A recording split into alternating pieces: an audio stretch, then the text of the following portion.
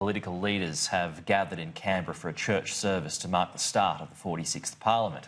Political reporter James O'Doherty is there. A brief moment of reflection before the battle over tax resumes. And Josh Frydenberg certainly ramping it up this morning, James, and promising, I guess it's a new promise, he promised July 1, but now he's saying next week, if the package passes, people will start to see that $1,080.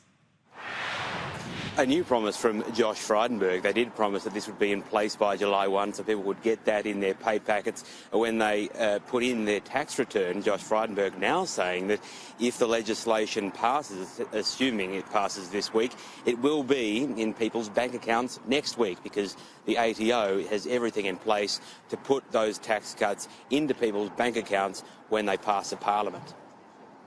The ATO staff are all ready to move it through the system, and people will get it next week.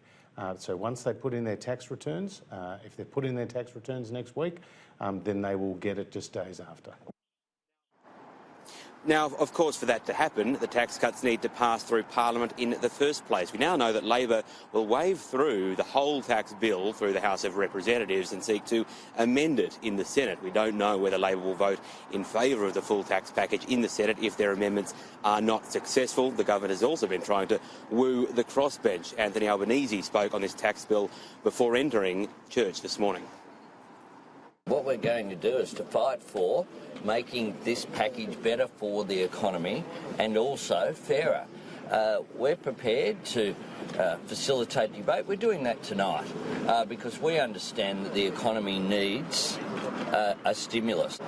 We're prepared and support the House and the Senate remaining here in Canberra on Thursday, continuing to sit until these issues are all dealt with. Because we want every Australian worker to get a tax cut in this term.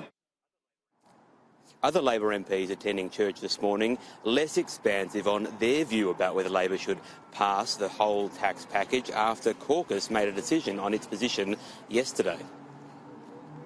It's got a very ecumenical morning, and I'm sure that we'll all be serving the country in the spirit in which the Australian people elected us. Thank you. The government's tax cuts pass this week? That's not an ecumenical issue. Will Labor support the tax cuts in entirety?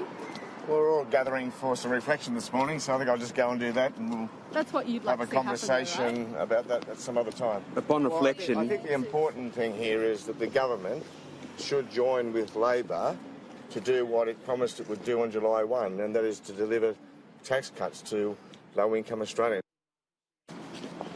Morning, PM. Looking forward to the week ahead? I am, very much. This morning I'm looking forward to today. It's a very busy week. It's getting back to work and doing the work the Australian people have asked us to do, which is to get back to Canberra and pass the tax cuts legislation that they voted for. That's what we're here for, to work hard for the Australian people. Will that be passed into law this week, Brendan? The Australian people expect they should be.